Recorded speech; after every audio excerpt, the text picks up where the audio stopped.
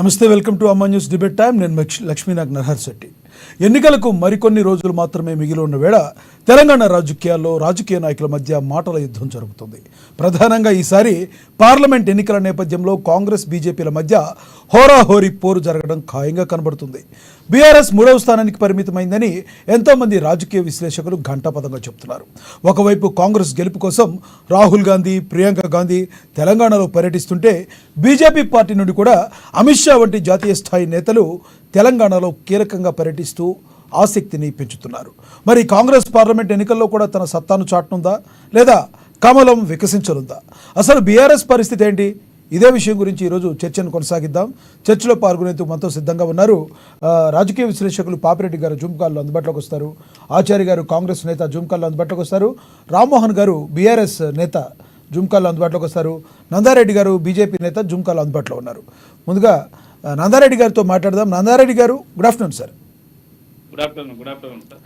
నందారెడ్డి గారు, ఏంటి బీజేపీ తన యొక్క స్థాయిని పెంచుకొనుందా తెలంగాణలో పార్లమెంట్ ఎన్నికల్లో? రానున్న రోజుల్లో బీజేపీ ఏ విధంగా ముందుకెళ్ళబోతుంది?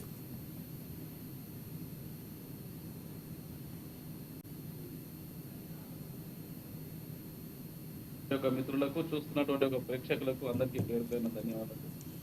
నిజంగా గిట్ట భారతీయ జనతా పార్టీ గతం కన్నా ఇప్పుడు చాలా మెరుగ్గా చురుగ్గా పనిచేస్తున్నది తెలంగాణ రాష్ట్రంలో.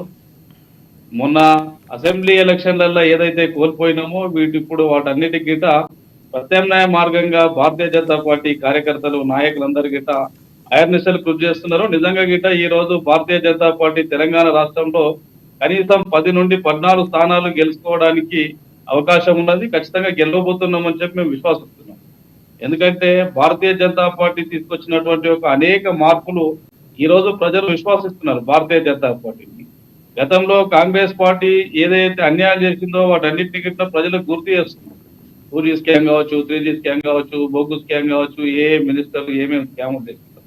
కానీ ఈ రోజు భారతీయ జనతా పార్టీ దేశంలో అధికారంలో ఉన్నటువంటి ఒక భారతీయ జనతా పార్టీ నాయకులు, అవినీతి మచ్చలేనటువంటి ఒక నాయకులు, అవినీతి మచ్చలేనటువంటి ఒక మినిస్టర్లు పాలిస్తున్నటువంటి ఒక చూసినటువంటి ఒక ప్రజలు నిజంగా గిట్ట అభినందిస్తున్నారు. ఎందుకంటే ఇవాళ మీరు గతంలో చూడండి, గతంలో ఉన్నటువంటి ఒక ప్రధానమంత్రుల ఆస్తులు చూడండి. ఈ రోజు నరేంద్ర మోడీ ఒక 3 టర్ములు గుజరాత్ ముఖ్యమంత్రిగా చేసి 2 టర్ములు ఆల్మోస్ట్ దేశ ప్రధానిగా చేసినటువంటి ఒక నరేంద్ర మోడీ ఆస్తులు చూడండి. గతంలో కాంగ్రెస్ పార్టీలో ఉన్నటువంటి ఒక వాళ్ళ ప్రధానమంత్రులు కావచ్చు, లేకపోతే ప్రధానమంత్రి పిఏలు పిఎస్లే కొన్ని వందల కోట్లకి ఎదిగినటువంటి ఒక చరిత్ర కాంగ్రెస్ పార్టీకి ఉన్నది. కావున భారతీయ జనతా పార్టీ ఈ రోజు తెలంగాణ రాష్ట్రానికి ఇచ్చినటువంటి ఒక ఎన్నో సంక్షేమ ఫలాలలో వాటన్నిటిని ప్రజలకు వివరిస్తున్నాం. నిజంగా రామగుండం ఎరువుల కర్మాగారం కావచ్చు రైతుల కోసం, అదేవిధంగా మహిళల కోసం మరుగుదొడ్లు కావచ్చు, ఉచిత గ్యాస్ కనెక్షన్స్ కావచ్చు, ఇట్లా ఒకటని కాదు చాలా రకాలైనటువంటి ఒక స్కీమ్ తీసుకొచ్చినాం. వాటన్నిటిని ప్రజలకు వివరిస్తున్నాం. ఖచ్చితంగా భారతీయ జనతా పార్టీ వైపు ప్రజలు చూస్తున్నారు. ఇప్పుడు ఈ జరగబోయేటటువంటి ఒక తెలంగాణ 13 జరగబోయేటటువంటి ఒక ఎలక్షన్లో ఖచ్చితంగా 10 నుంచి 15 సీట్లు గెలుస్తామంటే మేము నిజంగా గిట్ట విశ్వాసిస్తున్నాం. ఇంకొకటి ఏంటంటే నందారెడ్డి గారు, కాంగ్రెస్ సీఎం తెలంగాణ సీఎం రేవంత్ రెడ్డి గారు ఎటువంటి పరిస్థితుల్లో బీజేపీని నమ్మే పరిస్థితుల్లో తెలంగాణ ప్రజలు లేరని, మరొకసారి కాంగ్రెస్ పార్టీకి పార్లమెంట్ ఎన్నికల్లో కూడా పట్టం కట్టబోతున్నారని స్వయాన రేవంత్ రెడ్డి గారు చెప్పడం జరిగింది. వాళ్ళ యొక్క కాన్ఫిడెన్స్కి ప్రధానమైన కారణం ఏంటంటారు? నిజంగా 14 సీట్లు గెలిచే స్థాయి ఉందంటారు? ఎందుకంటే అంతకుముందు ఎమ్మెల్యే ఎలక్షన్ టైంలో కూడా మేము ఎక్కువ సీట్లు గెలవబోతున్నామని బీజేపీ వాళ్ళు ఇలాగే చెప్పారు. మరి అంతకుముందు కంటే మెరుగుపరుచుకొని కొంచెం 8 సీట్ల వరకు తెచ్చుకోగలిగారు, కానీ తెలంగాణలో ఫామ్ చేయలేకపోయారు. బీజేపీ పార్టీ ఏర్పడి ఇన్ని సంవత్సరాలు సుదీర్ఘ కాలంలో సౌత్లో ఎందుకు ప్రధానంగా మీరు బాగా వేయలేకపోయారు? నిజంగా గిట్ట టిఆర్ఎస్ చేస్తున్నటువంటి ఒక ప్రతి అవినీతి మీద భారతీయ జనతా పార్టీ పోరాటం చేసినది. కానీ ఫైనల్ డిసిషన్కి వచ్చేసరికి చిన్న చిన్న మార్పుల కారణంగా కావచ్చు, లేకపోతే భారతీయ జనతా పార్టీ అంతర్గతంగా ఉన్నటువంటి ఒక చిన్న చిన్న కారణాలు కావచ్చు, లేదనుకుంటే ఏదేని కారణం చేత ప్రభుత్వాన్ని మార్చాలనుకున్నారు. కావున ప్రత్యామ్నాయంగా కాంగ్రెస్ పార్టీ మాత్రమే కనిపిస్తున్నది. నిజంగా వాళ్ళు అబద్ధాలు చెప్పడంలో సక్సెస్ అయ్యారని మేము అనుకుంటున్నాం. ఇంకోటి ఏంటంటే మీరు గుర్తుపెట్టుకోండి, ఈ రోజు గతంలో నమ్మినట్టు రేవంత్ రెడ్డిని ఈ రాష్ట్ర ప్రజలు నమ్మేటటువంటి ఒక పరిస్థితి లేదు. నేను ఎందుకు చెప్తున్నంటే స్పష్టంగా మీరు చూడండి, రైతు రుణమాఫీ కాంగ్రెస్ ప్రభుత్వం ఈ తెలంగాణ రాష్ట్రంలో అధికారంలోకి వస్తే మొట్టమొదటి సంతకం రైతు రుణమాఫీ అని చెప్పినటువంటి ఒక రేవంత్ రెడ్డి గారిని మరియు రైతు రుణమాఫీ ఏమైందని ప్రజలు నిలదీస్తున్నారు ఏ గ్రామానికి పోయినా కానీ. అదే విధంగా కౌలు రైతులకు 15,000 రూపాయలు ఇస్తా అన్నారు. మరి కౌలు రైతులకు 15,000 రూపాయలు ఎందుకు వేయాలి అని ఏ గ్రామానికి పోయినా కాంగ్రెస్ కార్యకర్తలను నాయకులను గ్రామాలకు రాణిస్తలేదు. ఇది నేను చెప్పడం లేదు, నిజంగా గిట్ట మీరు వెళ్ళి చూడండి. అదే విధంగా రైతు భరోసా పేరు మీద రైతు బంధు 10,000 ఇస్తున్నటువంటి ఒక కేసీఆర్ కు మేము 15,000 రూపాయలు ఇస్తామని చెప్పి మా ఇప్పటివరకు ఇవ్వలేదు. దాని మీద జనాలు నిలదీస్తున్నారు. అదే విధంగా రైతులకు క్వింటాల్కి 500 రూపాయలు బోనస్ ఇస్తామన్నారు. మరి ఇది రెండో పంట వచ్చినది. ఇప్పటికిట బోనస్ అనేటటువంటి ఒక ఊసే ఒత్తు లేదు. వడ్లు కొనుగోవడం చేతనైతలేదు కాంగ్రెస్ ప్రభుత్వానికి. ఇవాళ నిన్నటి నుంచి వర్షాలు పడుతున్నాయి, ఎక్కడికక్కడ కుప్పలు తెప్పలుగా వడ్లు ఉన్నాయి. ఎందుకు? నీకు 2 నెలల కిందనే ఒకవేళ వడ్లు వస్తాయని తెలుసు కదా, మరి అప్పటి నుంచే కొనుగోలు కేంద్రాలు తెరవాలి కదా. అంటే కాంగ్రెస్ పార్టీకి పరిపాలించడం చేత కాదు. రేవంత్ రెడ్డి అంటేనే ఓటుకు నోటుకు దొంగ. అదే విధంగా ఎన్నో అబద్ధాలు చెప్పినటువంటి ఒక రేవంత్ రెడ్డిని తెలంగాణ రాష్ట్రంలో ప్రజలు రైతులు నమ్మేటటువంటి ఒక పరిస్థితి లేదు. కరెంటు కోతలు మీరు చూడండి, కళ్యాణ లక్ష్మి కింద తులం బంగారం ఇస్తామన్నాడు, ఇచ్చినాడా? ఆడపిల్లలందరికీ స్కూటీలు ఇస్తా అన్నాడు. గృహిణి మహిళలకు 2,500 రూపాయలు ఇస్తా అన్నాడు.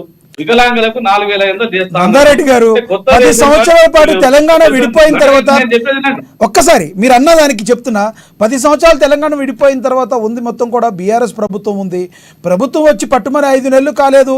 ఈలోపు అంత ప్రకృతి వైపరీత్యాల వలన వచ్చిన దానికి రేవంత్ రెడ్డి గారిని ఒక్కదాన్ని కార్నర్ చేయడం ఎంతవరకు సబబంటారు? నేనేమంటున్నా, రేవంత్ రెడ్డి గారికి ముఖ్యమంత్రి కాకముందు రాష్ట్ర ఆర్థిక పరిస్థితి కానీ రాష్ట్ర క్లిష్ట పరిస్థితిలో ఉందంటే ఒక విషయం తెలియదా? అన్ని విషయాలు తెలిసే హామీలు ఇచ్చినాడు. దొంగ హామీలు అని చెప్తున్నా నేను. ఈ నెరవేర్చలేనటువంటి ఒక హామీలు ఇచ్చినటువంటి ఒక ముఖ్యమంత్రిని ప్రజలు విశ్వాసించేటటువంటి ఒక పరిస్థితి లేరు. భారతీయ జనతా పార్టీ తీసుకొచ్చినటువంటి ఒక అనేక సమీకరణ దృష్ట్యా ఈ రోజు భారతీయ జనతా పార్టీకి అనుకూలంగా తెలంగాణ ప్రజలు ఉన్నారు అంటుంది. మీరు ఒక 2 విషయాలు చెప్తాను భారతీయ జనతా పార్టీ గురించి, మీరు జాగ్రత్తగా వినండి. ప్రజలకి తింటున్నారు. ఇలా రామ మందిర నిర్మాణం ఉన్నది. ఎక్కడికి వెళ్ళో ఎవడో వచ్చి ఒక 500 సంవత్సరాలు రామ మందిరం. మళ్ళీ మాట్లాడతాను, మనతో మిగతా గెస్టులు కూడా ఉన్నారు, మీతో మళ్ళీ మాట్లాడతాను నేను. ఆచార్య గారు కాంగ్రెస్ నేత ఉన్నారు, ఆయనతో మాట్లాడదాం. ఆచార్య గారు గుడ్ ఆఫ్టర్నూన్ అండి. Good afternoon sir. ఆచార్య గారు, ఎలక్షన్లకి పట్టుమని ఇంకా 6 రోజులే సమయం ఉంది. మరి తెలంగాణ ప్రజలు పార్లమెంట్ ఎన్నికల్లో కూడా మిమ్మల్ని గెలిపిస్తారని మీరు అనుకుంటున్నారా? బీజేపీ మీకు ప్రత్యామ్నాయం అనుకుంటున్నారా, బీఆర్ఎస్ అనుకుంటున్నారా? ఇప్పుడు రామిరెడ్డి గారికి ఇంకో విషయాలు తెలుసుకోవాలి. మేము కేవలం అధికారంలోకి వచ్చి 4.5 నెలలు అవుతుంది, 5 నెలలు అనుకున్నాం. 10 ఏళ్లలో మీరు ఇచ్చిన హామీలకు దిక్కు లేదు. సంవత్సరానికి 2 కోట్ల ఉద్యోగాలు ప్రధానమంత్రి గారు స్వయంగా చెప్తే దానికే దిక్కు లేదు. ఇప్పుడు దాకా 10 ఏళ్లలో దాదాపు 20 కోట్ల ఉద్యోగాలు ఇవ్వాలి. దాని మీద దిక్కు లేదు. కానీ మనం ఎదుటోది మీద బురద చల్లే ప్రయత్నం మాత్రం అది మానుకోవాలి. ఎందుకంటే 10 ఏళ్లలో మీరు ఏం చేస్తారో దేశ ప్రజలు చూసారు. ఇక ఇవాళ కొత్తగా బీజేపీ నేను చూడాల్సిన అవసరం లేదు. ఎందుకంటే ఇవాళ మేము ఏదో తీర్చిదిద్దినాం దేశాన్ని అంటాం. ఎవరైనా సామాన్యుడు సగటున ఈ 10 ఏళ్ళు ఏం చేసిండు, ఏ విధంగా బతికిండు, కోవిడ్ వచ్చినప్పుడు ఎట్లా రోడ్డు మీద పడిండు, ఎట్లా అప్పులపాలైండు, ఏ విధంగా పైసలు దొరకలేదు, ఏ బ్యాంకు పోయినా పైసలు దొరకలేదు, ఏటీఎంల కాడ ఎంతమంది చచ్చిపోయిండు, కోవిడ్ వచ్చినప్పుడు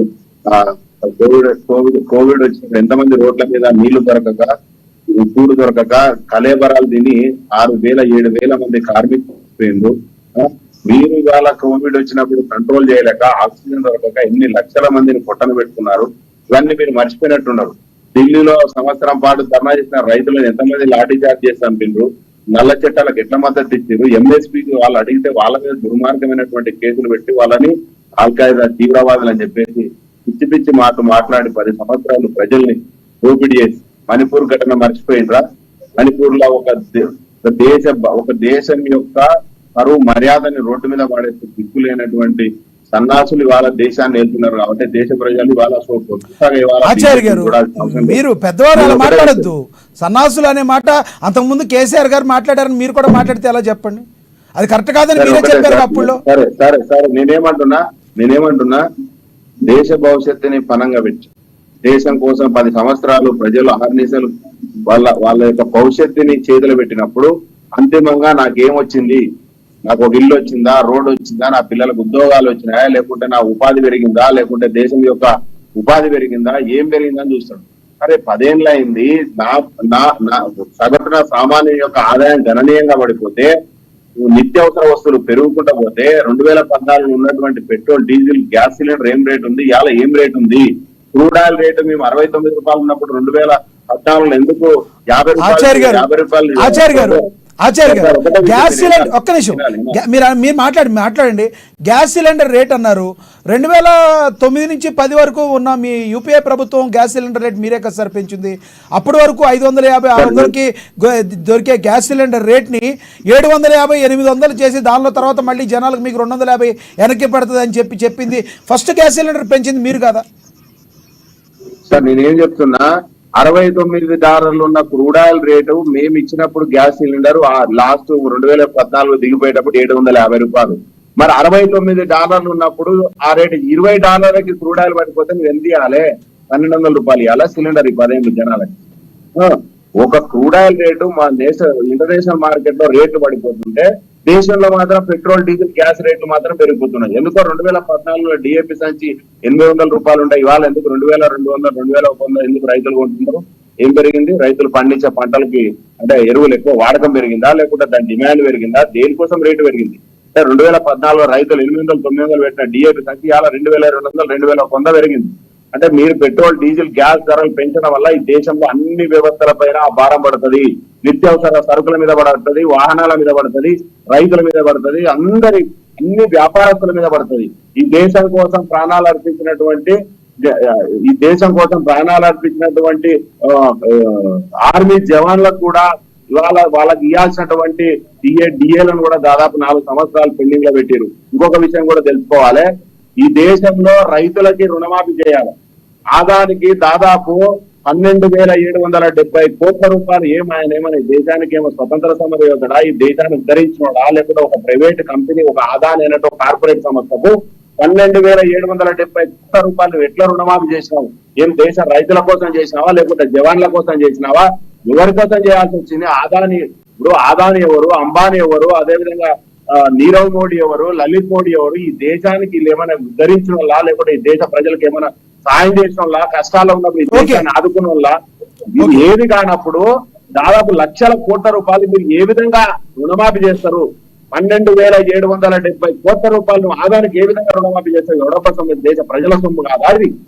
రుణమాఫీ చేస్తే రైతులకు చేయాలా, లేకుంటే దేశ రక్షణ కోసం ఆర్దేశాలు కష్టపడి ప్రాణాలు కోల్పోతున్న ఆర్మీ జవాన్లకు చేయాలా?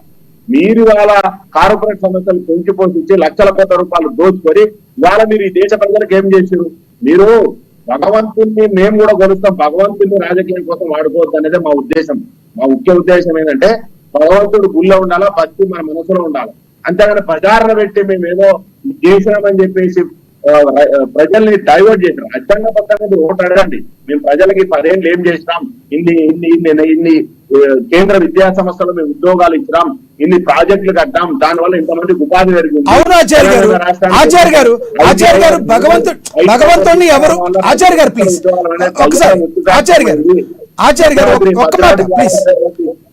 హామీలు కూడా 10 ఏళ్ళు నెరవేర్చకుండా మేము ఏదో చేసినామంటే ఒక్క నిమిషం నేను ఒకటే కన్క్లూడ్ చేస్తా. 5 నెలల్లో అది చేసిరా, ఇది చేసిరా, అరే 5 నెలల్లో ఇంకా మేము మీరు చేసిన తెలంగాణ రాష్ట్రంలో కేసీఆర్ చేసిన అప్పులు బయటపడడానికనే టైం అవుతుంది. మీరు గద్దె దిగితే బీజేపీ ప్రభుత్వం కూడా మీకు అవినీతి చేస్తారో బయటపడుతుంది. నువ్వు అధికారంలో ఉన్నావు, నువ్వు సీట్లో కూర్చున్నావు కాబట్టి నీ అవినీతి ఎంతో బయటికి రాదు. కేసీఆర్ ఎట్లయితే గద్దె దిగితే 2 లక్షల కోట్ల రూపాయలు అవినీతి చేసిండో, కాళేశ్వరం ఎంత చేసిండో, 5,000-6,000 కోట్లు అవినీతి చేసినారు, కాగు నివేదిక ఇచ్చింది కాంగ్రెస్ ఆరోపణ చేస్తున్నారు. కాగు నివేదిక ఇచ్చిన అట్లా నువ్వు గద్దె దిగితే బీజేపీ ప్రభుత్వం దేశాన్ని ఏం చేస్తుంది? మళ్ళీ మాట్లాడతాం. మనతో రాజకీయ విశ్లేషకులు పాపిరెడ్డి గారు ఉన్నారు. పాపిరెడ్డి గారితో మాట్లాడదాం. పాపిరెడ్డి గారు గుడ్ ఆఫ్టర్నూన్ అండి. ప్రధానంగా కాంగ్రెస్ పార్టీ ఆరోపిస్తుంది ఏంటంటే రామ మందిరం నిర్మాణం ఏదైతే జరిగిందో రాముని అడ్డు పెట్టుకుని బీజేపీ రాజకీయం చేస్తుంది అని చెప్పి కాంగ్రెస్ పార్టీ ప్రధానంగా అభియోగిస్తుంది. మరి నిజంగానే రాముడిని అడ్డు పెట్టుకుందా? నిజంగానే రామ మందిరం మరి కాంగ్రెస్ పార్టీ ఎందుకు నిర్మించలేకపోయింది అనేది కూడా సామాన్య ప్రజల్లో క్వశ్చన్ ఉంటుందంటారా? పాపిరెడ్డి గారు ప్లీజ్. ఇప్పుడు ఈ మతము, ఈ దేవాలయాలు ఇవన్నీ ప్రజల విశ్వాసానికి సంబంధించినవి. దీనికి మనం కొంత చరిత్ర కూడా మనకు కొంత కారణం అవుతున్నది. అయితే ఒక విషయం ఇక్కడ బీజేపీ రంగారెడ్డి గారు కానీ మిగతా వాళ్ళు అర్థం చేసుకోవాల్సింది ఏంటంటే, ఎప్పుడైనా ఒక రాజు ఇంకొక రాజు ఓడించినప్పుడు, ఈవెన్ హిందూ రాజులు ఇంకొక రాజు ఓడించినప్పుడు కూడా దేవాలయాలు ధ్వంసమైనవి, కోటలు ధ్వంసమైనవి, ఆకులు ధ్వంసమైనవి, ఆస్తులు దోచుకున్నారు. ఇవన్నీ సాధ్యాలు. ఇవన్నీ మన చరిత్రపై మాట్లాడితే ఏది మనకు సాధ్యం కాదు. ఒకటేంటంటే నిస్సందేహంగా బీజేపీ పార్టీ ఓపెన్గానే మతాన్ని, రాముణ్ణి వాళ్ళ రాజకీయం కోసం బ్రహ్మాండంగా వాడుకున్నారు. అక్కడ మాత్రం కాంగ్రెస్ ఘోరంగా ఫెయిల్ అయింది. వాళ్ళు కూడా దాన్ని వాడుకునే అవకాశాన్ని వదులుకున్నారు. వాళ్ళు దెబ్బతిన్నారు. అది వేరే విషయం. కాబట్టి ఇక్కడ బీజేపీ వాళ్ళు రాజకీయంగా దాన్ని వాడుకోలేదు, మేము ఏదో చేసినామంటే తప్పు. పక్కా రాజకీయం కోసమే వాడుతున్నారు. అది కూడా కట్టడం కూడా అది మొత్తం నేను మొన్న పోయించిన పేరు నేను అయోధ్య పోయించిన అది అయోధ్యలో మొత్తం టెంపుల్ కూడా మొత్తం కాలేదు, ఇక్కడ కడుతున్నారు. ఆ ఓపెనింగ్ కూడా ఎలక్షన్స్ ముందే చేశాను, కావాలని ఎలక్షన్ కోసం చేశాను. ఎవరైనా రంగారెడ్డి గారు కానీ ఇంకా బీజేపీ వాళ్ళు కానీ వాళ్ళు పోయి పూజ చూడొచ్చు. అక్కడ ఇంకా టెంపుల్ కడుతున్నారు, మొత్తం కాలేదు. ఇంకొక విషయం ఏంటంటే ఇవాళ బీజేపీ వాళ్ళు ఓట్లు ఇవాళ ఒకటేంటంటే ఇక్కడ ఇవాళ ఇప్పుడు ఎలక్షన్స్ గురించి ఎక్కడికి పోయింది, మన ఎలక్షన్స్ గురించి మాట్లాడుకుందాం, మళ్ళీ ఇష్యూ ఎజెండా కొద్దాం. ఇవాళ ఇప్పుడు తెలంగాణలో ఉన్న 17 సీట్లలో ఎవరికి ఎన్ని వస్తాయి, ఎవరు గెలవబోతున్నారు, ఎవరు ఓడిపోతున్నారు, అది ప్రధానమైన అంశం. ఆ విషయాల నుంచి బీజేపీ వాళ్ళు కాంగ్రెస్ ఇద్దరు ప్రతినిధులు చాలా దూరం ప్రపంచం దేశాలు ఎవరు తెలంగాణకు వద్దాం. ఇప్పుడు తెలంగాణ విషయానికి వస్తే ఇప్పుడు నా ఉద్దేశంలో దాదాపుగా ప్రధానమైన పోటీ ఒకవైపు కాంగ్రెస్, ఒకవైపు బీజేపీ ఉన్నది. 3వ స్థానంలో మాత్రమే బీఆర్ఎస్ ఉన్నది. అయితే ఇప్పటికీ వాళ్ళ ఎలక్షన్స్ లో యొక్క ధోరణి చూస్తే ఒక 4 నుంచి 5 సీట్లు కాంగ్రెస్ ఖచ్చితంగా గెలుస్తున్నది, ఒక 4 నుంచి 5 బీజేపీ గెలుస్తున్నది. బహుశా 1 నుంచి 2 ఒకటి మెదక్ సీటు బీఆర్ఎస్ గెలిచే అవకాశం ఉన్నది. ఇంకొక సీటు 2 సీట్లలో వాళ్ళు పోటీలు ఉన్నారు. కరీంనగర్ లో పోటీలు ఉన్నారు, ఈవెన్ ఇక్కడ సికింద్రాబాద్ లో కూడా పోటీలు ఉన్నారు. ఇక పోతే ఎంఐఎం వాళ్ళు బీజేపీ ఎంత మాట్లాడినా కూడా ఎంఐ సీట్ వాళ్ళకి వస్తున్నారు. అంటే ఇప్పుడు ఇక పోగా ఇక 4-5 సీట్లలో ప్రధానమైన పోటీ ఈ 3 పార్టీల మధ్య ఉన్నది. ఈ ఏదంటే వరంగల్ లో బీఆర్ఎస్ కాదు, బీజేపీ వర్సెస్ కాంగ్రెస్ ప్రధానంగా ఉన్నది. అట్లాగే భువనగిరిలో కూడా కాంగ్రెస్ వర్సెస్ బీజేపీ ఉన్నది. ఈవెన్ మహబూబ్ నగర్ లో కూడా కాంగ్రెస్ వర్సెస్ బీజేపీ. అంటే ఈ వెబ్బి గెలుస్తారు, ఓడిపోతారన్న స్థితికి రావాలంటే పోటీ తీవ్రంగా ఉన్నది.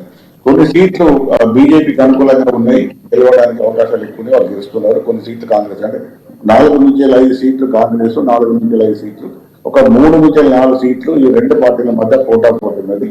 ఇవి ఎవరు ఎక్కువ గెలిస్తే వాళ్ళకి ఎక్కువ అనిపిస్తుంది. ఇప్పుడు ఒకవేళ బీజేపీ వాళ్ళు ఇప్పుడు రంగారెడ్డి గారు అనుకున్నట్టు 10 నుంచి 14 వరకు వచ్చే అవకాశాలు లేవు, రావు. చాలా స్థానాలలో ఇది కేవలం ఇది ఎంపీ ఎలక్షన్స్, 3 ఎలక్షన్స్ కాబట్టి ఈ ఓట్లు వస్తున్నాయి. కానీ మళ్ళీ వేరే ఏ ఎలక్షన్స్ అయినా బీజేపీకి ఈ స్కోప్ ఉండదు, ఇవి రావు. ఎందుకంటే 2019లో కూడా వాళ్ళకి 4 సీట్లు వచ్చినాయి, అప్పుడు కూడా బీజేపీ పెద్దగా ఏం లేదు. అది కూడా కేవలం మోడీ యొక్క ప్రభావంతో వచ్చినాయి. ఇప్పుడు కూడా మళ్ళీ వచ్చిన 7 లేదా 6 సీట్లు, 8 సీట్లు ఎన్నో వచ్చే సీట్లు కూడా అది మోడీ ప్రభావం, బీజేపీ ప్రభావం కూడా లేదు. మళ్ళీ వేరే ఎలక్షన్స్ వచ్చే వరకు ఎమ్మెల్యే ఎలక్షన్స్ లేవు, కానీ మళ్ళీ లోకల్ ఎలక్షన్స్ ఎవరిచ్చినా కూడా బీజేపీ పరిస్థితి పెద్దగా ఏముండదు. పాపిరెడ్డి గారు, మీరు చెప్తున్నట్టు బీఆర్ఎస్ 3వ స్థానానికి పరిమితం అవడం కారణం ఏంటంటారు మీ దృష్టిలో? ఎందుకంటే ఇప్పుడు ఈ 10 సంవత్సరాల పరిపాలనలో కేసీఆర్ గారు ప్రజలకు దూరం అయిపోయారు. అయితే ప్రగతి భవన్ లేదా ఫామ్ హౌస్ పరిమితమై ప్రజలకు దూరం పెట్టింది కాబట్టి ఫలితం వచ్చింది. దానివల్ల మన వేరే టీవీ ఛానల్ అడిగారు, ఇప్పుడు కేసీఆర్ గారు పదయాత్ర ఇస్తున్నారు, సంతోషం. ఇప్పటికైనా కేసీఆర్ అనే ఒక వ్యక్తికి ప్రజలలో ప్రజానాయకులు ఉండాలి, పార్టీలు అనేది ప్రజలతోనే ఉంటాయి. కాబట్టి ప్రజలను వదిలిపెట్టేంత బలమైన నాయకులు కానీ పార్టీ కానీ పోతుంది మన అసెంబ్లీ ఎలక్షన్స్ లో జరిగింది. కాబట్టి నా జ్ఞానోదయం తిరుగుతున్నారు. ఎప్పుడైతే ప్రజా వ్యతిరేకత ఈ 10 ఏళ్లలో కేసీఆర్ బాగా పెంచుకున్నాడో అదే ఓడిపోవడానికి కారణమైంది. కానీ ఈ 4-5 నెలల్లో ఇమ్మీడియట్ గా వ్యతిరేకత పోయి పెద్ద ఎత్తున బీఆర్ఎస్ కు మొదల ప్రజలు స్పందించి ఓటేసే అవకాశాలు తక్కువగా ఉన్నాయి. ఎందుకంటే ఇప్పుడు హెచ్ఎండిఏ పరిధిలో వాళ్ళు దాదాపుగా 17 సీట్లు ఎమ్మెల్యే సీట్లు గెలిచారు. అన్నీ కూడా 80 వేల నుంచి 30 వేల నుంచి 80 వేల మెజార్టీలు గెలిచారు. మామూలు ఆశామేసి గెలుపు కాదు. బీఆర్ఎస్ గెలిచింది మన 17 సీట్లు. కానీ దురదృష్టవశాత్తు ఇవాళ ఎంపీ ఆ పరిధిలో ఉన్న ఈ ఏవైతే మల్కాజ్గిరి కానీ లేకపోతే చేవెళ్ళ కానీ సికింద్రాబాద్ కానీ ఈ 3 బీజేపీ బలంగా ఉన్నది. 2 బీజేపీ గెలుస్తున్నది, చేవెళ్ళలో గెలుస్తున్నది, మల్కాజ్గిరిలో గెలుస్తున్నది. సికింద్రాబాద్ లో కూడా బీఆర్ఎస్ వర్సెస్ బీజేపీ ప్రధాన పోతున్నది, అక్కడ కాంగ్రెస్ తగ్గిపోయారు. కాబట్టి మొత్తం మీద ఇప్పుడు ఈ ఒకవైపు బీఆర్ఎస్ మైనస్, ఒకవైపు కాంగ్రెస్ మైనస్, బీజేపీకి ప్లస్ అవుతుంది. ఇది కూడా కారణం చెప్తా. ఒకటే ఓకే, బీఆర్ఎస్ నేత రామ్మోహన్ గారు ఉన్నారు, ఆయనతో మాట్లాడదాం. పాపిరెడ్డి గారు మీతో మళ్ళీ మాట్లాడుతున్నాను. రామ్మోహన్ గారు గుడ్ ఆఫ్టర్నూన్ అండి. గుడ్ ఆఫ్టర్నూన్ అండి. రామ్మోహన్ గారు, ఏంటండి ఇంకా 6 రోజులు ఎలక్షన్లు లేవు, మరి బీఆర్ఎస్ పార్టీ 3వ స్థానానికి పరిమితమైందని మన పాపిరెడ్డి గారే కాకుండా కొంతమంది రాజకీయ విశ్లేషకులు చెప్తున్నారు. నిజంగా బీఆర్ఎస్ 3వ స్థానానికి పరిమితమైందా? అసలు ఎన్ని సీట్లు గెలవబోతుందని మీరు అనుకుంటున్నారు? ఖచ్చితంగా బీఆర్ఎస్ పార్టీ గడిచిన 10 సంవత్సరాల్లో కేసీఆర్ గారు ఎవరన్నా కాదని అభివృద్ధి చేసిన వాస్తవం. అంతకుముందు మెడికల్ కళాశాల నుంచి ఈ రోజు 34 మెడికల్ కళాశాలలు కేసీఆర్ గారి నాయకత్వం ఏర్పాటు చేయడం జరిగింది. ఈ వాస్తవం కాదు. రాజకీయ విశ్లేషకులు పెద్దలు అదే చెప్తారు, కేసీఆర్ గారు పనిచేయలేదు, పాపంలో ఉన్నారని చెప్తా ఉన్నారు. సార్, అందుబాటులో కొన్ని రోజులు కొన్ని సమయం బట్టి ఎవరికి కొంతమంది కలగలేకపోవచ్చు, అంతేగాని కేసీఆర్ గారు అందుబాటులో లేదనే అవాస్తవం. పూర్తిగా ప్రజల మధ్యలో ఉన్నవారు ఈ రోజు విద్యాపరంగా కానీ సామాజిక అంశాల విషయాల్లో కానీ కేసీఆర్ గారు చేసేది సర్వీసెస్ మరుపురాని. ఈ రోజు ఏదేమైనా తెలంగాణ రాష్ట్రాన్ని సాధించిన వ్యక్తిగా చరిత్రలో కేసీఆర్ గారు నిలిచిపోవడం ఖాయం. మీరు ఒకసారి ఆలోచన చేయండి, గురుకులాల పేరు పైన నాణ్యతమైన విద్యను బడుగు బలైన వర్గాలకు అందించిన వ్యక్తి కేసీఆర్ గారు. గడిచిన 7 దశాబ్దాలుగా కాంగ్రెస్ పార్టీ అధికారంలో తర్వాత ఎస్సీ గురుకులాలు ఎట్లా ఉన్నాయి, హాస్టల్స్ ఏ విధంగా మనం గమనించవచ్చు. సాంఘిక సంక్షేమం కానీ, వెనుకబడ్డ తరగతులు కానీ, షెడ్యూల్ కులాలు కానీ, వీటన్నిటి కూడా పిల్లలకు ఎప్పుడైతే విద్యాబుద్ధులు నేర్స్తేనే భవిష్యత్తు బాగుంటుందనే లక్ష్యంతో మైనార్టీస్ కానీ, బీసీ, ఎస్సీ, ఎస్టీ పిల్లలకు నాణ్యమైన విద్య అందించాలని పెద్ద ఎత్తున రాష్ట్రంలో గురుకులాలు ఏర్పాటు చేసి పిల్లలకు నాణ్యమైన విద్య అందించి నాణ్యమైన పోషక పదార్థాలు భోజనంగా పెట్టి విద్యార్థులను తీర్చిదిద్దడం జరిగింది. ఎక్కడో చిన్న 1.20% లో ఓటు షేర్ మార్పు జరిగి ఈ రోజు కాంగ్రెస్ పార్టీ అధికారంలోకి వచ్చిన మాత్రాన బీఆర్ఎస్ పార్టీ ఎక్కడ వెనుకబడలేదు, ప్రజల చేత నిరాకరించబడలేదు. ఇది మనం దృష్టిలో పెట్టుకోవాలి, గమనంలోకి తీసుకోవాలి. ఈ రోజు గ్రామీణ స్థాయిలో పరిస్థితులు చూసినట్టయితే కాంగ్రెస్ పార్టీ అలివిగాని హామీలు ఇచ్చి అధికారంలో రావడం జరిగింది రేవంత్ రెడ్డి గారు. ఈ రోజు ఒక్క హామీ కూడా ఫుల్ఫిల్ చేయలేకపోతున్నారు. మరి ఇది ప్రజలందరూ గమనిస్తా ఉన్నారు. కరెంటు లేదు, నీళ్లు లేవు, ఈ రైతు బంధు లేదు, రైతు బీమా లేదు, కళ్యాణ లక్ష్మి లేదు, బంగారం లేదు, 2500 లేదు, నిరుద్యోగ వృత్తి లేదు. ఎక్కడ సక్సెస్ అయ్యారు కాంగ్రెస్ పార్టీ? ఒక question please. Me Congress party అధికారంలోకి వచ్చి 5 నెలలు అయింది, అలవికాని హామీలు ఇచ్చి వచ్చింది అంటున్నారు. ఇంకా మేము చేస్తాము, ఎటువంటి పరిస్థితులు ఇచ్చిన హామీలు ఇప్పుడు వరకు మేము 4-5 గ్యారంటీ అమలు చేస్తాము, ఇంకొక గ్యారంటీ కూడా కంపల్సరీ అమలు చేస్తామని చెప్తున్నారు. వాళ్ళకి టైం ఇద్దాం. మీరు 10 సంవత్సరాల్లో మీరిచ్చిన హామీలు ఎన్ని అమలు చేశారు? మీరిచ్చిన హామీలన్నీ అమలు చేస్తే అసలు ప్రజలందరూ మీకే ఓటేసేవాళ్ళు కదా. దళిత బంధు మీరు అందరికీ కరెక్ట్గా ఇవ్వగలిగారా? ఒక నిమిషం వినండి. మేము చెప్పింది వీళ్ళు పెంచిన తప్పితే కొత్త హామీలు ఏమి ఇచ్చిరండి? రైతు బంధు 15,000 చేస్తామన్నారు, పెన్షన్ 2,000 చేస్తామన్నారు, కళ్యాణ లక్ష్మికి 1 తులం బంగారం యాడ్ చేశారు. కొత్త పథకాలు ఏం లేవు ఇక్కడ. కేసీఆర్ గారు అన్ని సంక్షేమ పథకాలు పూర్తి స్థాయిలో బడుగు బలైన వర్గాలకు అందాలని చెప్పి ప్రవేశపెట్టడం జరిగింది. వాటిని వీళ్ళు కొంచెం పెంచేయాలి తప్పితే దాని నుంచి పెద్దగా కొత్త సంక్షేమ పథకం తీసుకొచ్చి ప్రజలకు లబ్ధి చేకూర్చే పథకాలు కేవలం పెట్టిందని పెంచడం జరిగింది. దళిత బంధు అందరికి ఎందుకు ఇవ్వలేదు? దళిత బంధు అందరికీ ఒకటేసారి ఇవ్వాలని వీలు కాదు కదండి. వినండి, ఏ పథకం పెట్టినా గానీ లబ్ధిదారులు ప్రతిరోజు పెరుగుతూనే ఉంటారు, తగ్గే విషయం కాదు కదా. కాబట్టి ప్రతి నెలకు ఒకసారి కొంత పెంచుకుంటూ లబ్ధాలకు అందరికీ అందించే ఉద్దేశంతోనే పథకం ప్రారంభమైంది. ఎవరు పెట్టినా కానీ కేసీఆర్ గారు అదే లక్ష్యంతో పెట్టడం జరిగింది. ఒక్కొక్క నియోజకవర్గానికి 120 యూనిట్లు 150 యూనిట్లు మంజూరు చేయడం జరిగింది. ఆ 150 తర్వాత మళ్ళీ పెంచుతాం కదా, పెంచుకుంటూ పోతారు మీరంటారు. వాళ్ళకి మాత్రం టైం ఇవ్వమంటారు. 5 నెలలు అయిన వచ్చిన ప్రభుత్వానికి ఏమో టైం ఇవ్వమంటారు. ఎందుకు మీరు చేయట్లేదని ప్రశ్నిస్తారు మీరే.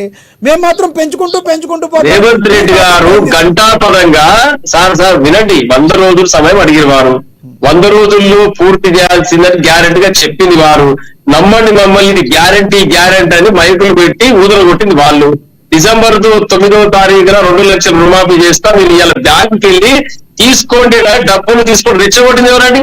ఒక బాధ్యతాయుతమైన కాంగ్రెస్ రాష్ట్ర పార్టీ అధ్యక్షుడిగా ఉండి ఎన్నికలకు పోకుంటూ నేనే ముఖ్యమంత్రి అభ్యర్థిని అయితే 9వ తారీఖు నాడు రుణం మొత్తం మాఫీ చేస్తా, బ్యాంకు డబ్బులు తీసుకోవాలని అని రెచ్చగొట్టింది రేవంత్ రెడ్డి గారు కదా.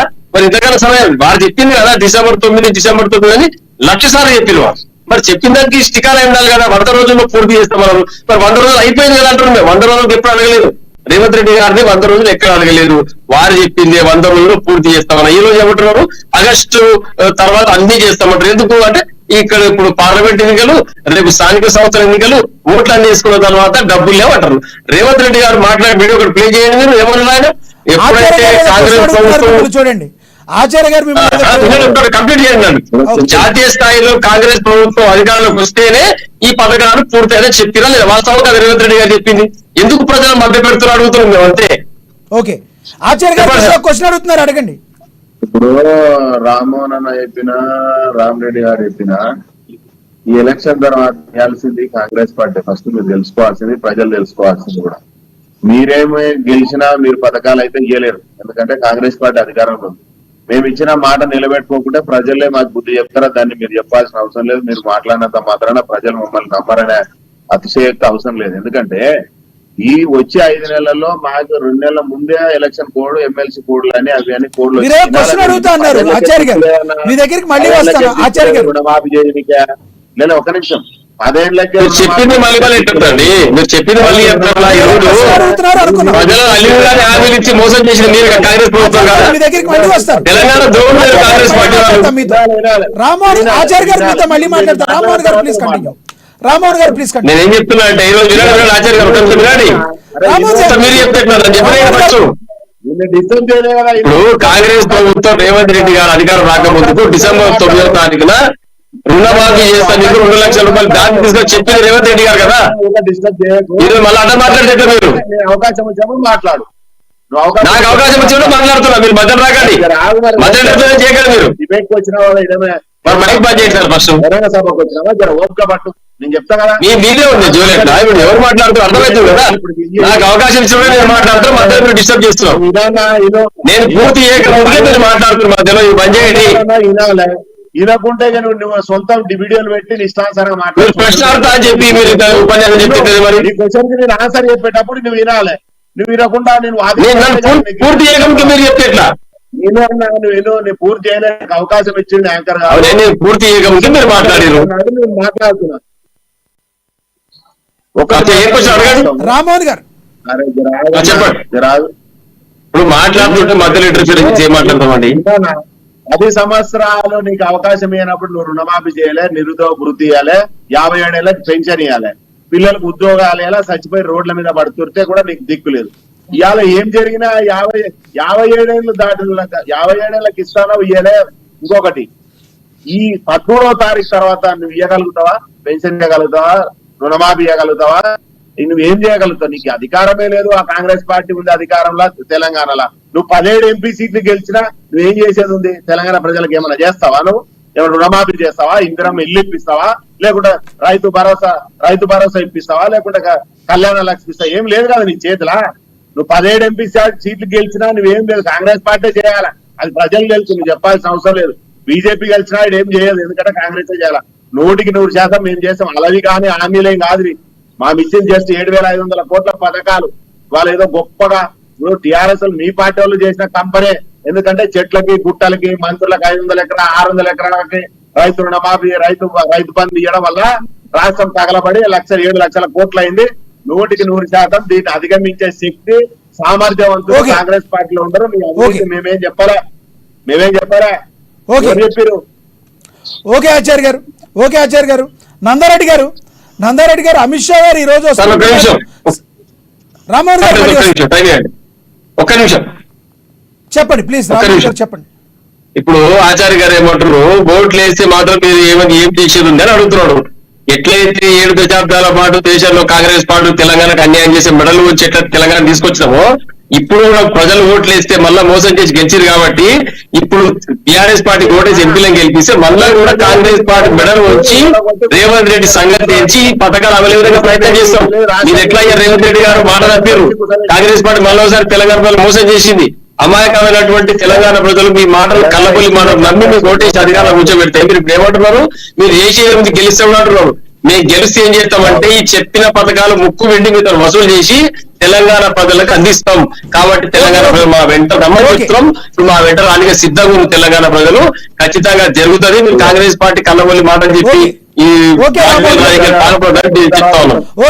గారు మళ్ళీ వస్తాం మీ దగ్గరికి. నందారెడ్డి గారితో మాట్లాడదాం. నందారెడ్డి గారు ఈరోజు అమిత్ షా వస్తున్నట్టున్నారు. మీరు ప్రధానంగా తెలంగాణకి ఏం చేయబోతున్నారు? తెలంగాణ అభివృద్ధిలో ఏ విధంగా పాలు పంచుకోబోతున్నారు? అమిత్ షా గారు వచ్చేది కేవలం ఈ ఎన్నికల కోసమే వచ్చి మాట్లాడుతున్నారా? నిజంగానే తెలంగాణకి ఏమన్నా అభివృద్ధి పదంలో ఏమన్నా బీఆర్ఎస్ నుంచి బీజేపీ నుంచి చేసేది ఏమైనా ఉందా? చెప్పబోతున్నారా? ఎస్, గతంలో 60 ఏళ్లు పాలించినటువంటి ఒక కాంగ్రెస్ పార్టీ రైతులను పట్టించుకున్నటువంటి ఒక పాపాన ఓలే. మీరు గమనించండి, 2014 కన్నా ముందు ఈ దేశంలో 16 పంటలకు సంబంధించినటువంటి ఒక ధరలు, వడ్ల ధర 1200 నుంచి 1300 రూపాయలు ఉంటే, భారతీయ జనతా పార్టీ దేశంలో అధికారంలోకి వచ్చిన తర్వాత ఎంఎస్పి తీసుకొచ్చి, మార్కెట్ సపోర్ట్ ప్రైస్ తీసుకొచ్చి, ఈ రోజు 2300 పైచీలకు వడ్ల ధర చేసినటువంటి ఒక పార్టీ భారతీయ జనతా పార్టీ. నాటేను ఒక వడ్లే కాదు, 16 పంటలు, జొన్నలు కావచ్చు, గోధుమలు కావచ్చు, శనగలు కావచ్చు, పెసర్లు కావచ్చు, వెబ్బర్లు కావచ్చు, రైతాంగాన్ని ఆదుకున్నటువంటి ఒక పార్టీ ఏదన్నా ఉన్నది అంటే ఈ దేశంలో భారతీయ జనతా పార్టీ అని నేను గర్వంగా చెప్పుకుంటున్నా. కాంగ్రెస్ పార్టీ దేశంలో 60 ఏళ్లు పాలించినటువంటి ఒక కాంగ్రెస్ పార్టీ ఒక యూరియా బస్తా కావాలంటే 3 రోజులు లైన్ లో నిలబడి చెప్పులు అడ్డం పెట్టి పోలీస్ ఆయన వచ్చి రైతు ఈపు మీద దెబ్బ కొడితే గాని రైతాంగానికి యూరియా సంచి దొరికేటటువంటి ఒక పరిస్థితి ఉండేది కాదు.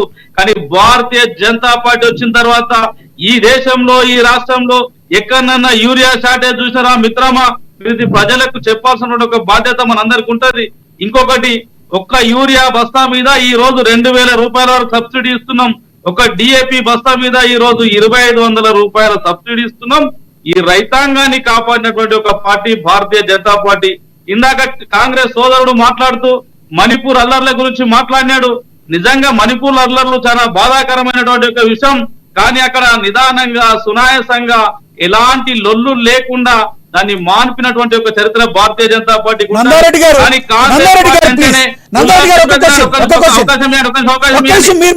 మాట్లాడిన దాన్ని అడుగుతున్నా నేను, ప్లీజ్ ప్రజలకు కూడా తెలవాలి కదా. మణిపూర్ అల్లర్ల విషయంలో ప్రధానమంత్రి గారు ఖండన చేశారా? వెళ్ళారా? మణిపూర్ని సందర్శించారా? ఎందుకు మణిపూర్ అల్లర్ని చిన్నదిగా ప్రయత్నం చేసి చూపిస్తున్నారు? మీరు చెప్పండి ప్లీజ్.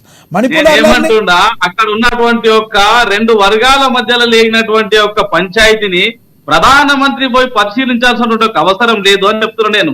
అక్కడ ఉన్నటువంటి ఒక ముఖ్యమంత్రి ఉన్నారు, అక్కడ ఉన్నటువంటి ఒక పోలీస్ వ్యవస్థ ఉన్నది. అక్కడ పెద్దగా జరిగిందేం లేదు, కాంగ్రెస్ వాళ్ళు చిత్రీకరించినంత ఏం లేదు. మీరు గుర్తుపెట్టుకోండి, కాంగ్రెస్ అంటేనే విభజించు,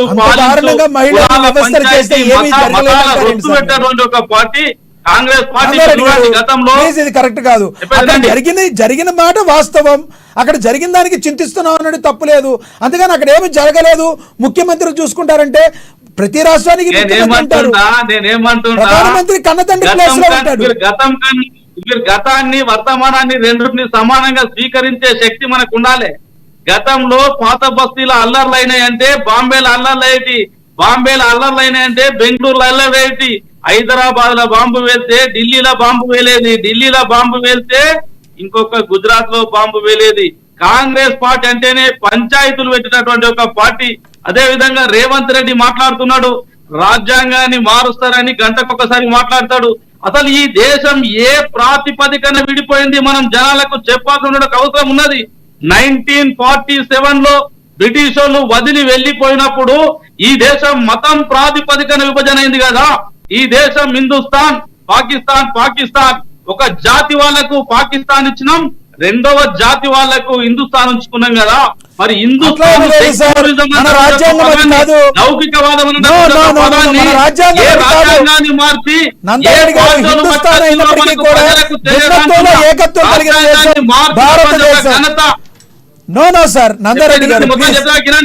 కిరణి భారతదేశం అనేటటువంటి ఒక పదాన్ని నేను చెప్పే మొత్తం వింటే కనుక అర్థమయ్యేది. 47 లో హిందుస్థాన్ పాకిస్తాన్ గా విడిపోయింది. లౌకికవాదం అనేటటువంటి ఒక పదం 71, 73 మధ్యలో ఏ పార్టీ వాడు పట్టుకొచ్చినాడు? కాంగ్రెస్ వాడు కాదా అంటున్నాను నేను. కాంగ్రెస్ వాళ్ళే కదా పట్టుకొచ్చినది. కుటుంబ నియంత్రణ ఒకే జాతి మీద ఎందుకు తీసుకొచ్చినారు అంటున్నా. ఈ దేశంలో ఉన్నటువంటి ఒక అన్ని సామాజిక వర్గాలకు, అన్ని జాతులకు కుటుంబ నియంత్రణ ఎందుకు తెలియని కాంగ్రెస్ పార్టీ అని అడుగుతున్నా. ఎవరి కోసం రాజ్యాంగం మార్చినావు? ఎవరి కోసం నీ రాజ్యాంగాన్ని నువ్వు మార్చుకునే శక్తి నువ్వు పెంచుకున్నావు అని అడుగుతున్నా. అదే విధంగా ఇంకొక విషయం అడిగినారు అన్నగారు ఇందాక. అన్న 2 కోట్ల మందికి ఉద్యోగాలు ఇస్తా అన్నాడు కదా మీ నరేంద్ర మోడీ, ఏమైందని అడిగాను కదా. భాయ్ సాబ్ నువ్వు గుర్తుపెట్టుకో, ఈ దేశంలో గతంలో సామాన్య ప్రజలు బ్యాంకు మెట్లు ఎక్కలేనటువంటి ఒక పరిస్థితి ఉండే. ఒక సామాన్యుడు బ్యాంకు మెట్లు ఎక్కాలంటే ఇంకొక సంపన్నుడు వచ్చి సంతకం పెడితే గాని బ్యాంక్ అకౌంట్ ఇచ్చేటటువంటి ఒక పరిస్థితి లేదు. నీ కాంగ్రెస్ పార్టీ దేశంలో అధికారంలో ఉన్నప్పుడు, భారతీయ జనతా పార్టీ దేశంలో అధికారంలోకి వచ్చిన తర్వాత ఆధార్ కార్డు ఇస్తే బ్యాంక్ అకౌంట్ ఓపెన్ చేసి ఈ రోజు ముద్రాలు ఇస్తున్నాం. నువ్వు మున్సిపాల్ ఓన్లీ నీ ఆధార్ కార్డు ఇస్తే 10,000 నుండి లక్ష నుండి 10 లక్షల రూపాయల వరకు అప్పిచ్చేటటువంటి ఒక పరిస్థితి దాల్సిన స్వయం ఉపాధిని పెంపొందించినటువంటి ఒక పార్టీ భారతీయ జనతా పార్టీ. కాంగ్రెస్ ఉన్నప్పుడు నీకు అదే విధంగా ఇక్కడ ఉన్నటువంటి ఒక బ్యాంకర్స్ కాకుండా ఏదైతే వీళ్ళు మన వడ్డీ లోన్స్ ఎవరైతే ఉంటారో వాళ్ళు డైలీ ఫైనాన్స్ తీసుకొని నడ్డి విరిచినటువంటి ఒక చరిత్ర కాంగ్రెస్ ది. అదే విధంగా నోట్ల రద్దు గురించి మన అన్నగారు ఇందాక అడిగినాడు. అన్న, నోట్ల రద్దు కోసం మీకు అంత నొప్పి ఎందుకు అవుతుందో నాకు అర్థం కావట్లేదు. ఈ రోజు జమ్మూ కాశ్మీర్ లో తీవ్రవాదాన్ని పెంచిపోసిన మీరు, నక్సలితాన్ని పెంచిపోసినటువంటి ఒక మీరు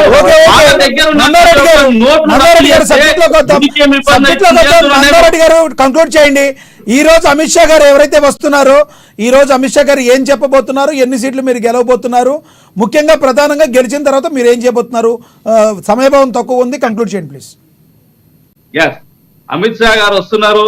ఈ దేశ ప్రజలకు భారతీయ జనతా పార్టీ ఇచ్చినటువంటి ఒక రామ మందిర నిర్మాణం, భవ్య మందిర నిర్మాణం చేసి తీరినం. గతంలో కాంగ్రెస్ వాళ్ళు 60 ఏళ్లు పాలించి రాముని ఒక టెంట్ లో పెట్టి పోలీసు వాళ్ళ పహారాలు పెట్టినటువంటి ఒక దేవుణ్ణి ఈ రోజు దేశ ప్రజలందరి భాగస్వామ్యం చేసి రామ మందిర నిర్మాణం జరుపుకుంటే, ఈ రామ మందిర నిర్మాణ పునఃప్రతిష్టను తెలిపినటువంటి ఒక కాంగ్రెస్ పార్టీ ఈ రాముని కోసం ఏం చేసిందో చెప్పారు. అదే విధంగా 370 ఆర్టికల్ తీసేసినాం. గత 60 సంవత్సరాల నుండి జమ్మూ కాశ్మీర్ లో చనిపోయినటువంటి ఒక వీర జవాన్ల చరిత్ర చెప్పడానికి అమిత్ షా గారు వస్తున్నారు. అదే విధంగా 370 ఆర్టికల్ పుణ్యమాని ఒకే దేశంలో రెండు ప్రధానమంత్రులు ఆర్టికల్ తీసేసినటువంటి ఒక చరిత్ర చెప్పడానికి వస్తున్నాము.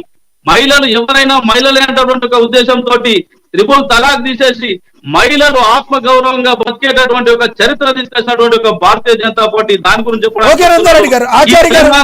ఆచార్య గారు ప్లీజ్ కంక్లూడ్ చేయండి.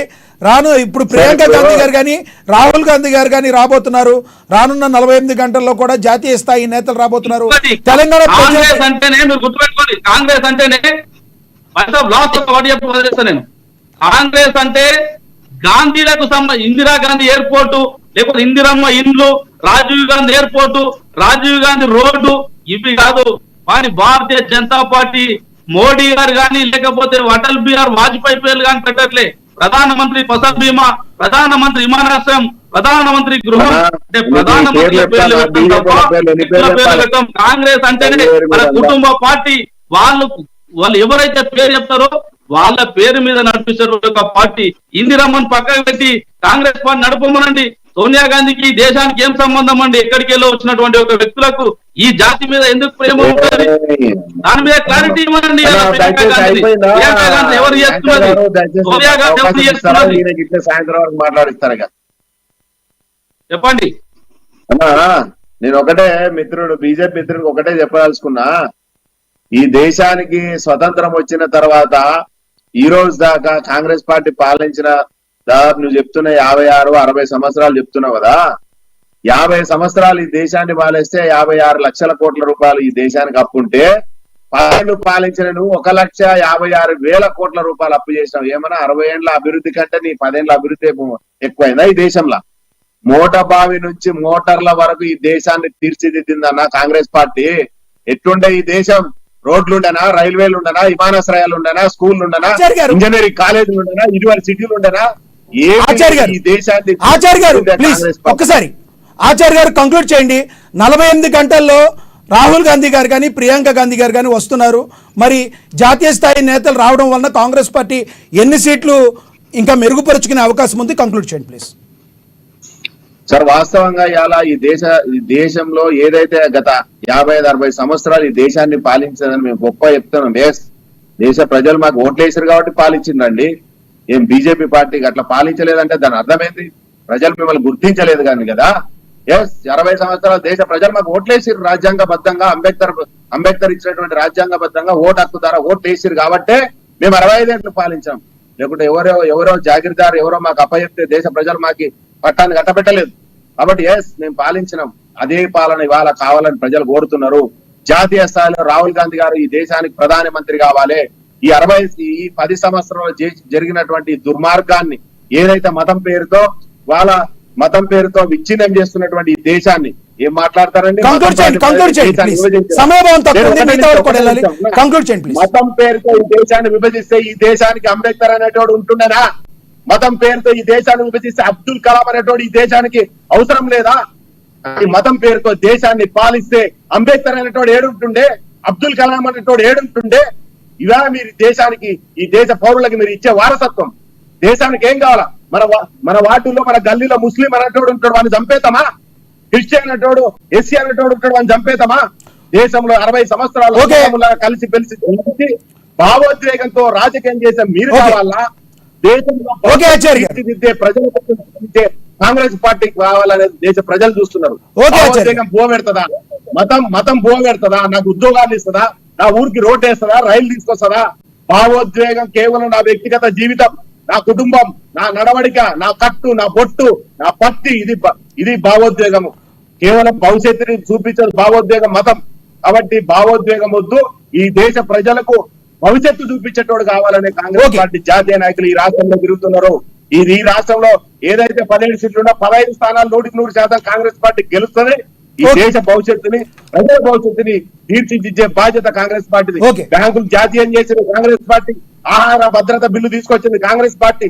మీరు కార్పొరేట్ సమస్యల కోసం ఆహార భద్రత బిల్లు తాకట్టు పెట్టి రైతులను సంవత్సరం పాటు రోడ్డు మీద పెట్టి చంపింది బీజేపీ పార్టీ. మీరు మాట్లాడతారా?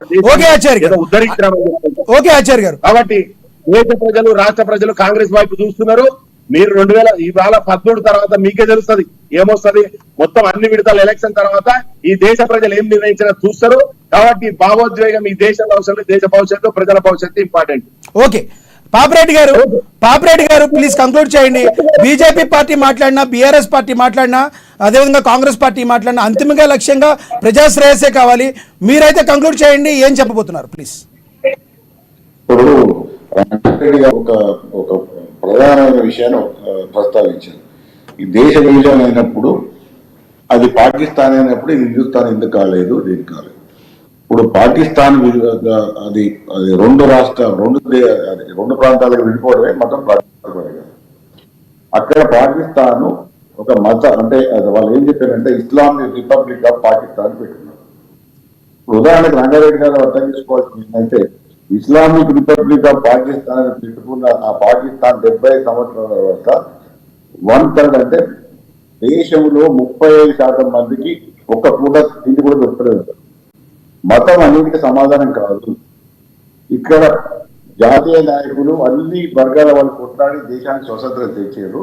ఇది ఒక సెక్యులర్ దేశంగా ప్రకటించారు. ఇది హిందూ దేశంగా ప్రకటించలేదు. హిందూ దేశం ఎప్పుడు కూడా కాదు, అది మర్చిపోండి. హిందువులు, ముస్లింస్, క్రిస్టియన్స్, తర్వాత సిఖ్స్, పారసీ, జైన్స్, బుద్ధులు అందరూ ఉన్నారండి. అందరు కలిసే భారతీయులు 142 కోట్ల జనాభా ఉన్నది. ఒక హిందువులే కాదు, హిందువులు ఒక 70% అంటే 70% ఉంటారు, మిగతా 30% మైనార్టీస్ ఉంటారు.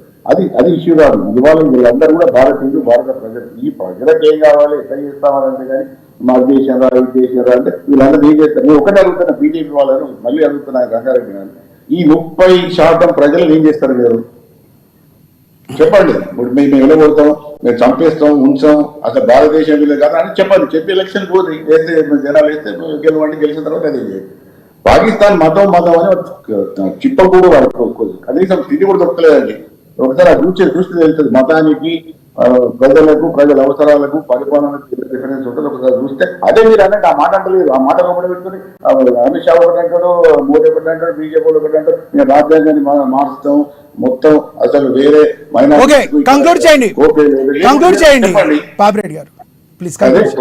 కాబట్టి ఏంటంటే ఇక్కడ ఇటువంటి భావోద్వేగాలు మంచివి కాదు. ఓకే, ఇప్పుడు ఇవాళ నా ఉద్దేశంలో ప్రధాన పోటీ కాంగ్రెస్ కు బీజేపీ మధ్యనే ఉన్నది. ఆ 4-5 సీట్లలో కీప్ కాంటెస్ట్ ఉన్నది. ఎవరు గెలిస్తే వాళ్ళకి అధిక సీట్లు వస్తాయి. ఓకే పాపిరెడ్డి గారు. బీఆర్ఎస్ నేత మన రామ్మోహన్ గారు కంక్లూడ్ చేస్తారు. రామ్మోహన్ గారు ప్లీజ్ కంక్లూడ్ చేయండి. ఈ రోజు తెలంగాణకు పట్టిన దుస్థితి ఇది. భారతీయ జనతా పార్టీ నాయకులు కానీ, కాంగ్రెస్ పార్టీ నాయకులు కానీ జాతీయ స్థాయిలో నాయకుల దగ్గర పిలుచుకొని వాళ్ళతో ప్రచారం చేయించుకొని వాళ్ళతో ఓట్లు అడుగుతూ ముఖాలు లేవా? ఇక్కడ తెలంగాణ ప్రాంతంలో తెలంగాణ అస్తిత్వ కొరకు పోరాటం చేసే పార్టీ టీఆర్ఎస్ పార్టీ. తెలంగాణ ఆత్మగౌరవం కొరకు, తెలంగాణ స్వాభిమానం కొరకు పనిచేసిన పార్టీ టీఆర్ఎస్ పార్టీ. ఈ రోజు జాతీయ నాయకుల వల్ల దేవుళ్ళతో వాళ్ళ లోకాల కింద కూర్చొని వాళ్ళు రావాలి, వాళ్ళే ప్రచారం చేయాలి, మీకు ఫేసెస్ లేకనే వాల్యూ లేకనట్టు మాట్లాడుతున్నారు. ఇంకొకటి ఈరోజు అద్దంకి దయాకర్ గారు వీడియో చూడండి, మీరు అన్ని దాంట్లో గ్రూప్ లో వైరల్ అవుతుంది. రాముడు దూషిస్తాడు, ఈ రోజు జీసస్ అల్లా అంటాడు. కేవలం వినండి ఆచార్య గారు, నేను మాట్లాడిన తర్వాత మీరు మాట్లాడండి, ఆగండి తెలిసేది. ఇప్పుడు ఈ రోజు కేవలం అన్ని సబ్బండ వర్గాలను, అన్ని మతాలను, కులాలను ఐకమత్యంగా సమానంగా చూసిన వ్యక్తి కేసీఆర్ గారు. తెలంగాణ ఉద్యమం కొరకు తెలంగాణ సాధించే లక్ష్యంలో భాగంగా గుంగతులు సైతం ముద్దు పెట్టుకుంటున్న వ్యక్తి కేసీఆర్ గారు. సబ్బండ వర్గాలు తెలంగాణ ప్రాంతంలో నివసిస్తున్నటువంటి కుల, మత, భాష భేదం లేకుండా అందరికీ సంక్షేమ పథకాలు అందించే లక్ష్యంతో పనిచేస్తున్న పార్టీ టీఆర్ఎస్ పార్టీ. ఈ రోజు బీజేపీ మద్దతుతో పార్టీ ప్లస్ కాంగ్రెస్ లో మద్దతుతో పార్టీ ఈ రోజు మైనార్టీల కేవలం మైనార్టీ సంక్షేమం అంటుంది. ఈ రోజు అద్దంకి దాకా వీడియో చేస్తే చీ అనిపిస్తుంది. ఈ రోజు ఎంత మురుగంగా మాట్లాడుతున్నాయినా, ఒక దిక్కు రావుని దూషిస్తాడు, మీరు హిందూ వర్గం మొత్తం కించపరిచినట్టు మాట్లాడుతున్నాడు. జై జీసస్ అంటాడు, జై అల్లా అంటాడు. ఎక్కడ మాట్లాడండి కానీ మనము రాజకీయం ఉన్నప్పుడు భాషా ప్రయోగం చేసినప్పుడు ఆలోచన చేసి బీఆర్ఎస్ పార్టీ కేవలం బీఆర్ఎస్ పార్టీ మాత్రమే హిందూ, ముస్లిం, క్రైస్తవ్, సిక్, ఇసాయి అందరూ కూడా సమానమే చెప్పిన పార్టీ కేసీఆర్ గారు. వారి నాయకత్వాన్ని ప్రజలు హర్షిస్తే ఈ రోజు కేవలం తెలంగాణ నాయకుల మీద ఆధారపడి ఎన్నికలకు పోతున్న పార్టీ బీఆర్ఎస్ పార్టీ. జాతీయ నాయకులు ఢిల్లీ నుంచి వాళ్ళ మీద ఆధారపడి పనిచేసే పార్టీ బీఆర్ఎస్ పార్టీ కాదు. కాబట్టి మన మధ్యలో తిరిగినటువంటి వ్యక్తులు, మన ఇంటి పక్కన ఉన్న వ్యక్తులు నాయకులుగా తయారు చేసిన పార్టీ బీఆర్ఎస్ పార్టీ. రోజు ఆ నాయకుల ముఖాన్ని ముందు పెట్టి రాహుల్ గాంధీ రావాలి, ప్రియాంక రావాలి, సోనియా తప్పకుండా ఈ రోజు గ్రామీణ స్థాయిలో ప్రజలందరూ బీఆర్ఎస్ నాయకులను కేసీఆర్ గారి నాయకత్వంలోనే తెలంగాణ సుభిక్షంగా ఉంటుంది. కాబట్టి వారి నాయకత్వాన్ని బలపరుస్తున్నటువంటి కాంగ్రెస్ పార్టీ ప్రజలు మోసపోయిన కాబట్టి తగిన బుద్ధి చెప్తామని ప్రజలు అంటారు. ఖచ్చితంగా బీఆర్ఎస్ పార్టీ రాబోయే పార్లమెంట్ మంచి సీట్లు సాధిస్తూ ఆశిస్తాం. ఓకే, ధన్యవాదాలండి. చర్చలో పాల్గొన్నందుకు నందారెడ్డి గారు, అలాగే రామ్మోహన్ రావు గారు, ఆచార్య గారు కాంగ్రెస్ నేత, రామ్మోహన్ గారు బీఆర్ఎస్ నేత, రాజకీయ విశ్లేషకులు పాపిరెడ్డి గారు, అందరూ చర్చలో పాల్గొన్న ధన్యవాదాలు. తెలంగాణ రాజకీయాల్లో ఇంకా ఆరు రోజుల్లో పార్లమెంట్ ఎన్నికల్లో ఉన్న వేళ ఒకరిపై ఒకరు మాటల యుద్ధం అయితే బాగా గట్టిగా జరుగుతుందంటంలో ఎటువంటి సందేహాలు. ఒక పక్క తెలంగాణలో అక్కడక్కడ చిరుజల్లులు పడుతూ వాతావరణం చల్లబడినప్పటికీ కూడా ఎండ వేడిమి కంటే కూడా ఎక్కువగా రాజకీయ వేడిమి ఉందంటంలో ఎటువంటి అతిశయోక్తి లేదు. మరి 6 రోజుల్లో ప్రజలు ఎవరికి గెలిపించబోతున్నారు అనేది 6 రోజుల్లో తమ ఓటు ద్వారా తమ యొక్క నిర్ణయాన్ని వెల్లడించబోతున్నారు. మరి జూన్ 4వ తారీఖున ఏ పార్టీకి పట్టం కట్టబోతున్నారు అనేది కూడా మనకి తెలుస్తుంది. ఇది ఇవాళ స్పెషల్ డిబేట్. చూస్తున్నటువంటి అమ్మ న్యూస్, నిజం కోసం జనం కోసం.